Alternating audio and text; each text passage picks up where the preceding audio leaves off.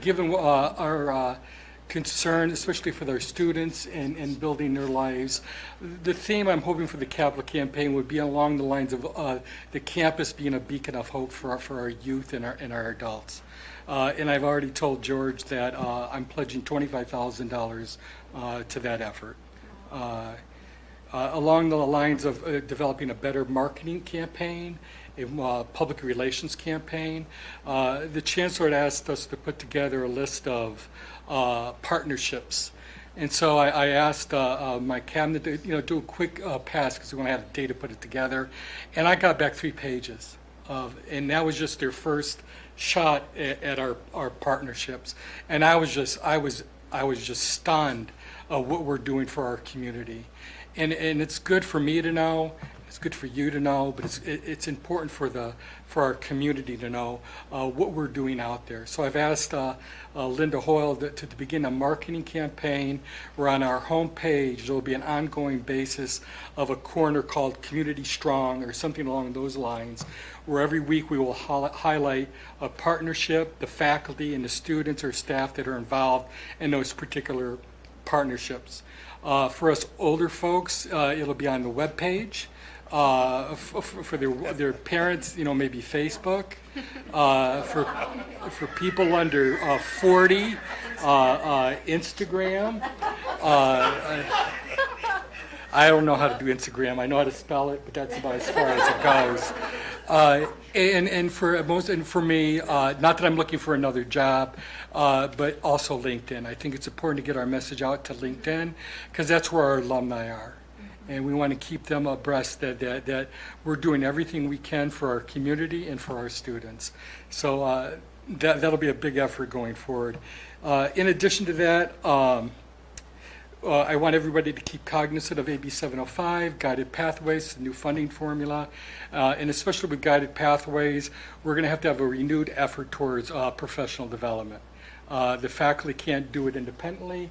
We would like to have a coordinated effort towards those goals. So I've talked to the Academic Senate and the executive team about developing a central teaching and learning center. And it's going to become increasingly important as we start to do pedagogical reform for Guided Pathways. 2 things in particular that we need that center to do. One is to develop more online programs and degrees. And the second one that's very important to me, and I know we've talked about affordability and how much our students struggle with affordability. And so I've been an advocate of something called zero textbook cost initiatives.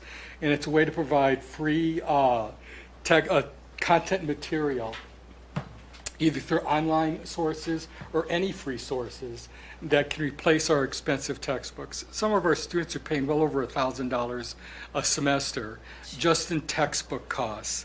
So even with California Promise, which may take those fees off the table, if we can't take textbooks off the table, students can't move forward. We did a recent survey over at my past institution, and it matched national numbers. And our students, 50% of our students don't buy their textbooks because of costs. And another third are not taking their courses because of costs. So it's something we can no longer ignore. I like to have a goal that there could be a track that students who want to avoid textbook costs, there'll be an entire GE track that they can take that's through a ZTC program. We did it within 1 year at Skyline College. We saved our students over $1.3 million. So it's not small potatoes, it's big potatoes. So I'll be pushing that one forward. The other thing in terms of Guided Pathways that we've discussed is doing a coordinated effort with our Learning Center. We had the proposal for how to have a tutoring respond. And so I've asked the folks to do a catalog of what's going on, have more integration between our counseling staff as well as with the tutoring center, our disability services, efforts like TRIO, how are they all interacting with one another and how they can support one another in helping our students. That's a nutshell in terms of my announcements. We have a list of activities, and so to speed things along, I'm not going to go through all 9. You can read them. I just want to highlight just a few. Of our, we had over 1,200 students that were named to the president's list. I guess that's my list. And I missed that laugh. I have to. The president's over 3.5 or higher and have not received a C.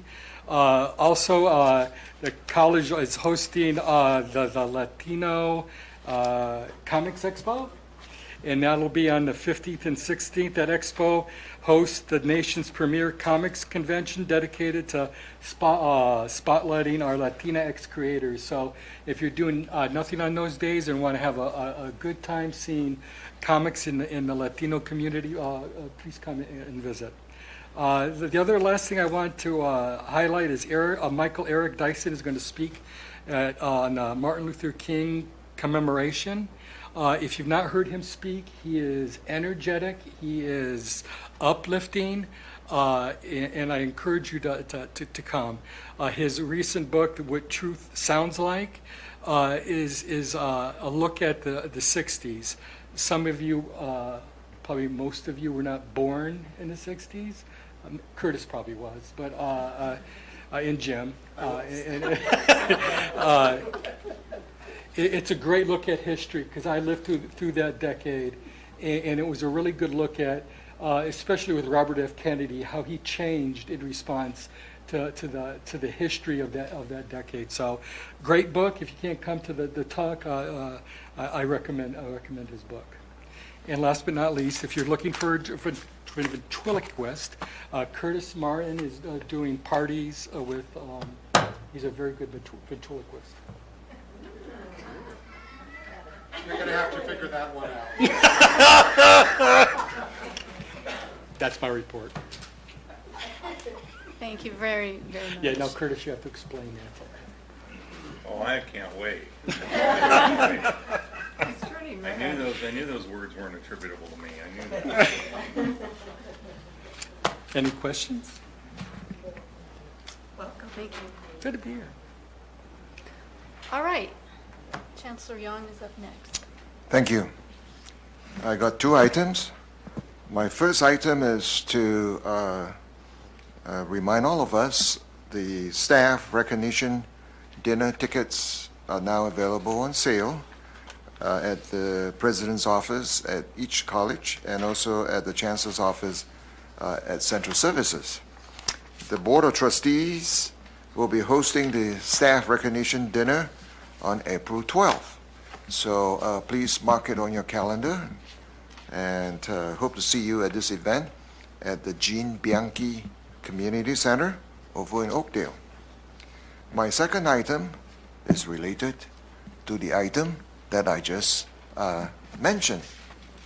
Recently, there were emails on the subject of recognizing the service of our adjunct faculty.